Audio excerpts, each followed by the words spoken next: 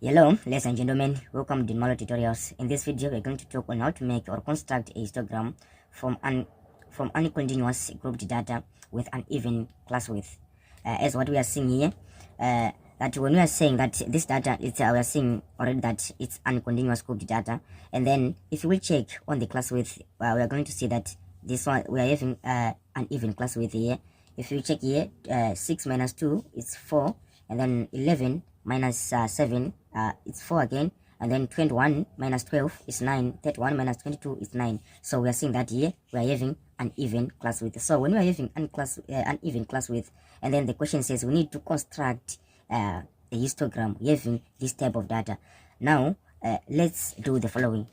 Myself, I prefer to start by adding the following columns here with the data which we are going to use when we are drawing that histogram. So firstly, let's add the following column. Myself, I prefer to first draw the class boundary column, and then followed with the class width column, and then lastly the frequency density column. So after writing this, let us write, after drawing the lines, let us write the end here. We're going to write class boundary, and then class width. Lastly, we are having frequency density. The frequency density. So I can draw the lines here.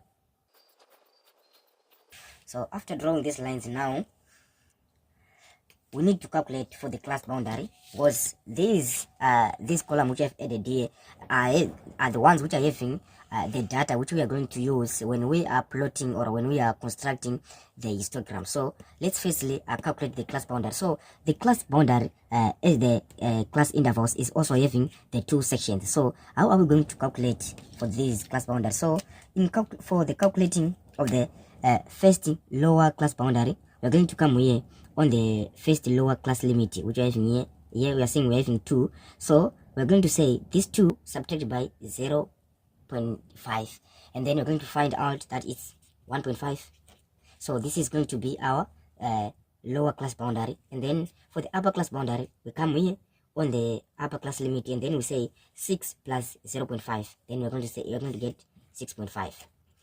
And now we're going to see, if you come here then you and you say 7 subtracted by 0.5, you're going to get 6.5, and then you're going to get 11.5.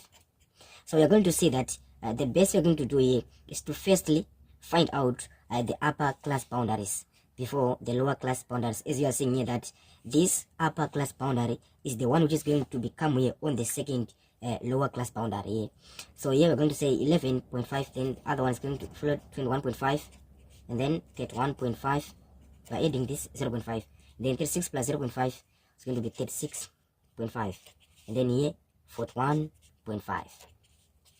And then now on the lower boundary, so you're going to take this upper boundary which is on top here. So here it's going to be 11.5. It's just the same. Even if you come here and then you say 12 subtracted by 0.5, you're going to find out it's going to be the same way. So to make it simple, we have to just take it from here. So we're going to say 21.5 here, 31.5, then lastly we're having 36.5. So this is how you get the class boundaries. And then on the class width, now how to find out the class width for this data, we are going to say this upper class boundary subtracted by the lower class boundary. So we are going to say 6.5 subtracted by 1.5, we're going to get our answer 5. And then 11.5 subtracted by 6.5, it's 5 again. And then 21.5 subtracted by 11.5 is 10. And then 31.5 subtracted by 21.5 is 10. 36.5 subtracted by 31.5, 5. And then lastly 41 minus 5, 41.5 subtracted by 36.5 is 5 again. So this is how we get the class width. So for the frequency density, let me just write the formula. Frequency density, I'm going to abbreviate it. FD is equals to frequency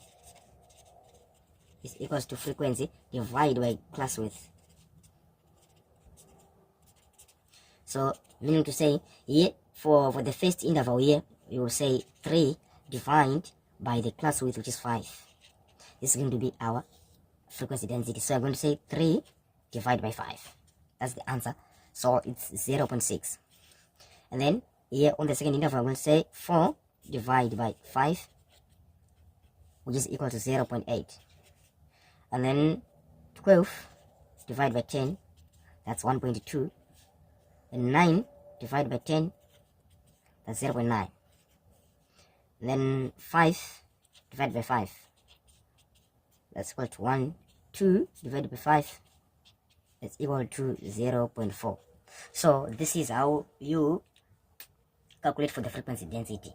So when we are plotting this, when we are constructing this histogram, we are going to take only 2 columns here, which is the frequency density and the class boundary. And the frequency density is the one which we are going to plot on the vertical axis, which is our y-axis, and then the class boundary we are going to find it here on the x-axis.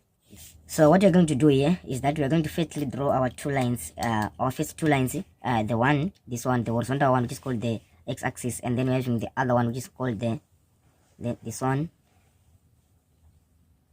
which is being called the x-axis, which is the horizontal line, and then we have the vertical one, which is called the y-axis. This one is the y-axis, and then this one is being called the x-axis. Sorry. So here I'm going to, looking at this data, as I said that this frequency density, I'm going to plot it here on the vertical, the frequency density. So looking at this data, the data points which I'm having on the frequency density, I'm going to use the scale of 0.2, 0.4, 0.6, 0.8, 1, 1.2, 1.4. And then if I come here on the boundaries, what I'm going to do on the boundaries, first let me draw that zigzag axis here, and then I'm going to start with 1.5, and then here after saying 1.5 I'm going to add 1.5 plus 5, that's 6.5. then 6.5 plus 5, I'm going to get 11.5. then 11.5 plus 5, that is 16.5. then 16.5 plus 5, that's 21.5. then 21.5 plus 5, that's 26.5. 26.5 plus 5, 31.5. 31.5 plus 5 will be 36.5. then 36.5 plus 5, that's 41.5, which is the last number which we are having on the class boundaries. So now let's plot. So let me write class boundary here. Class boundary, this side. And then now I'm going to look that on the first class interval where I'm having the 1.5 to 6.5, I'm having the frequency density of 0.6. So here I'm going to plot 0.6. Here 0.6 here, corresponding with this one, this interval. And then the next I'm having 6.5 to 11.5, which is having 0.8. So here there's 0.8.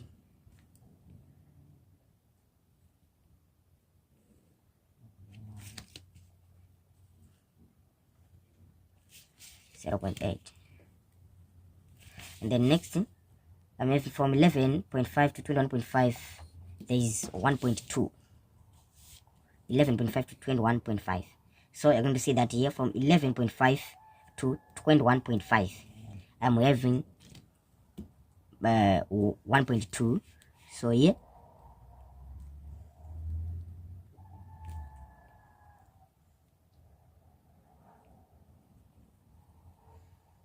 so maybe you're seeing the difference that here is now becoming thicker because of the difference of the class width. This is due to the difference of the class width.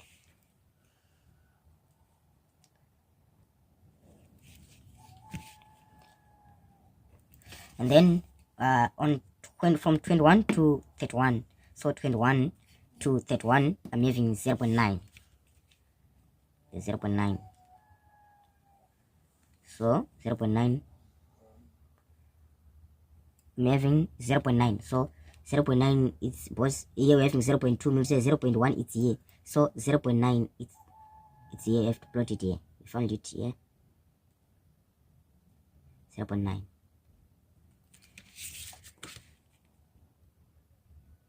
So we're having 0.9, and then we're having 1 after 0.9.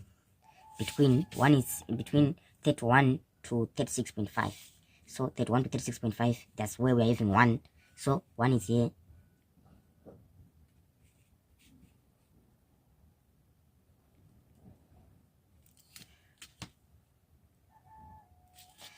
And then lastly, we're having 36.5 to 41.5, where we're having 0.4. So we're having 0.4.